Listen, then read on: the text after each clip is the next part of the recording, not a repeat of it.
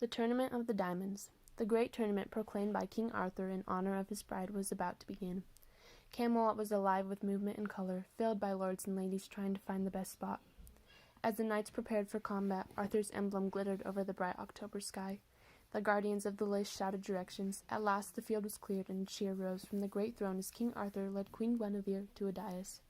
The heralds lifted their trumpets, and the king began to speak. Behold, on this day, every 12th month, the knights of this realm shall meet in friendly contest of skill and valor. On horse and on foot they shall vie with one another for rich prizes.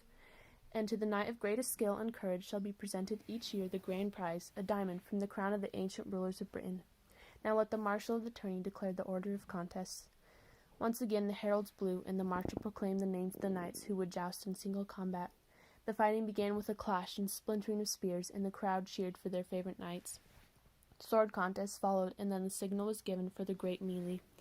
500 knights in two parties rode pell-mell against one another. Sir Mordred of Orkney led one party, Sir Launcelot the other. There arose the roar of a mighty battle. Queen Guinevere leaned forward, eyes dancing with excitement. She saw the blue emblem of Sir Launcelot. The queen saw his sword, carelessly sheathed, fall from its scabbard at her feet. She cried out in warning, and Sir Launcelot miraculously heard her call and turned around. The queen bent down, picking up the sword, and replaced it in its scabbard. Sir Mordred looked around and saw that his party was losing. Enraged with envy at Launcelot's skillful leadership, he sought a way to turn defeat into victory. He challenged Launcelot to a single combat. If he could beat Launcelot, he could end the battle and win. Mordred forgot all rules of chivalry and threw his spear at Launcelot's horse. Launcelot veered his horse sharply to one side, but it was too late. The spear sank deep, and the animal fell.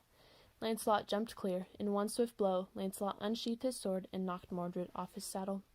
When the heralds blew for the end of the melee, the party led by Sir Launcelot was declared victorious.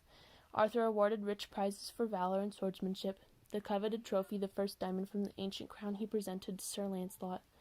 Launcelot turned to the queen and said, "My lady, this day you have saved me from disgrace and shame before all knighthood, and therefore I promise ever to be your true knight in right or in wrong, and in token of my promise I beg that you do me the honor of accepting this, the diamond presented to me this day."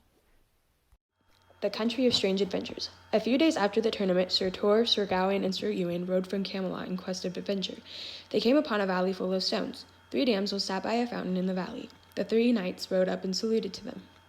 "If you are knights who seek adventure," the eldest damsel said, "then each of you must choose one of us to accompany you on a quest. Be assured, fair knights, that adventures you shall find, for you have reached the fountain of the forest of Arroy. This land is known to all knights errant as the Country of Strange Adventures." Sir Ewain spoke first. "I shall choose the eldest damsel, for she has seen much and can help me best when I have need." "I will have the damsel of 30 years," said Sir Gawain, "for in her face I see experience, not yet marred by wrinkles." "Well, I thank you," said Sir Tor. "You have left me the youngest and fairest." The knights and their damsels went their separate ways and took an oath to meet in the same place this day 12th. Sir Ewain and the Robber Knights. Sir Ewain and his damsel rode westward. "There are in this country 2 brothers," she said, "and they are called the Perilous Knights, Sir Edward and Sir Hugh of the Red Castle. These 2 have captured many a strong knight and many a fair lady, and seized their lands and money. Now they hold in their dungeon my dear husband, and I fear for his life both day and night." Sir Ewain said he would speak to them in fairness, and if they do not undo their wrongs, he would battle them. Sir Ewain spoke to the brothers, and they refused to give up what they had taken. Sir Ewain fought them until Sir Hugh was slain, and Sir Edward cried for mercy. He went to the Red Castle and released the 24 ladies and 12 knights from the dungeon. The Adventure of Giant Tollard. Sir Tor rode south with a young damsel. He brought him to her uncle, who complained of a giant nearby whose name was Tollard. This giant was destroying lands. Sir Tor was brought to the giant, who slept under a hollow tree. He hit the giant with the flat of his sword. The giant jumped up with pain and lunged at Sir Tor with the club. Sir Tor's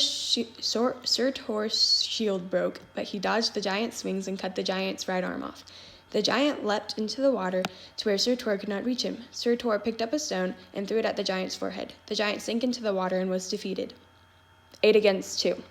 Sir Gawain went north with his damsel, and they saw 12 damsels in blue pelting a hanging shield with mud and rocks. "Why do you so dishonor that shield?" asked Sir Gawain. "Sir," answered the damsels, "we have good cause. The knight who has hung his shield here hates all gentlewomen, and this is how we repay him for his hatred." "I think little of such a knight," said Sir Gawain to his companion. At that moment, the knight appeared and the damsels fled. Sir Gawain confronted the knight and they jousted. The knight's spear threw Gawain on the ground. They began to fight on foot. They fought for more than 2 hours, neither giving way. The strange knight held back his blows, and they agreed to end the fight. They all decided to join forces. They went back to the lands of Lan Leslie, and they fought 8 nights, and they defeated them. The strange knight, Sir Marhaus, married Lady Leslie. When the year was ended, Sir Gawain, Sir Tor, and Sir Ewain, Sir Marhaus, and Lady Leslie met again at the crossroads. They journeyed to Camelot and told King Arthur of their adventures.